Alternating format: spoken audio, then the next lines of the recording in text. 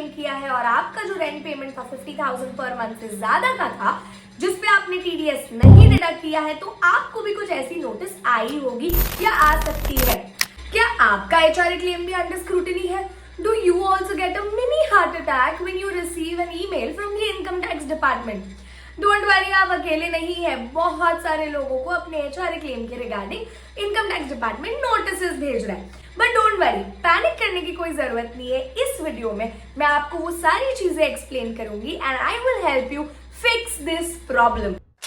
HRA के कुछ ऐसे केसेस समझते हैं जहां पे इनकम टैक्स डिपार्टमेंट सस्पिशियस हो सकता है और आपको इनकम टैक्स नोटिस भेज सकता है। जैसे कि आपने जो प्रॉपर्टी पे एचआरए क्लेम किया है वो प्रॉपर्टी एग्जिस्ट ही नहीं करती है, आपने फेक डॉक्यूमेंट्स बनाए हैं। दूसरा, प्रॉपर्टी एग्जिस्ट करती है, आप वहां रेंट पे भी रह रहे हो, लेकिन आपने सफिशिएंट डॉक्यूमेंटल प्रूफ मेंटेन नहीं किए हैं। तीसरा, आपका लैंडलॉर्ड उस इनकम को अपने इनकम टैक्स रिटर्न में नहीं दिखा रहा है। एंड फोर्थ, आपका जो रेंटल पेमेंट है वो काफी बड़ा है और आपने उस पे टीडीएस डिडक्ट नहीं किया है। तो आजकल जो इनकम टैक्स नोटिसेस आ रही है एचआरए क्लेम के रिगार्डिंग, वो ये फोर्थ पॉइंट की वजह से आ रही है।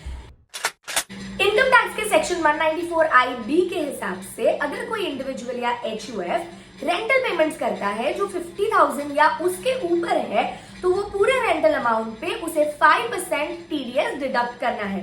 कैलकुलेशन समझते हैं। सपोज आपका रेंटल पेमेंट है 1 लाख पर मंथ, तो आपको उसमें से 5% टीडीएस यानी 5,000 रुपए डिडक्ट करके इनकम टैक्स में सबमिट करने हैं एंड 95,000 आपको आपके लैंडलॉर्ड को पे कर देना है। ये जो टीडीएस आप डिडक्ट करेंगे ये फॉर्म 26QC की मदद से आप इनकम टैक्स में डिपॉजिट कर देंगे।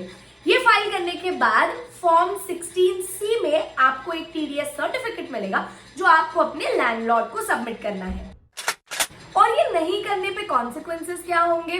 1 to 1.5% पर मंथ की इंटरेस्ट पेनल्टी लग सकती है and 200 rupees per day for non filing की पेनल्टी लग सकती है। इससे पहले तो आपके एचआरए क्लेम और रेंट के रिलेटेड जो डॉक्यूमेंट्स है वो सारे आप कोलेट कर लीजिए और देखिए कि सारे डॉक्यूमेंट्स लीगली बराबर बनाए गए हैं।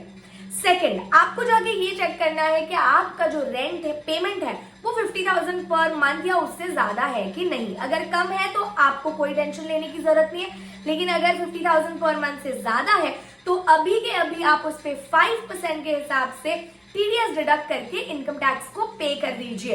ये करने के बाद जितने सपोर्टिंग डॉक्यूमेंट्स है of the rent received, the rent agreement and the TDS payment, इन सबको आप जमा करके नोटिस के रिस्पॉन्स में आप सबमिट कर दीजिए।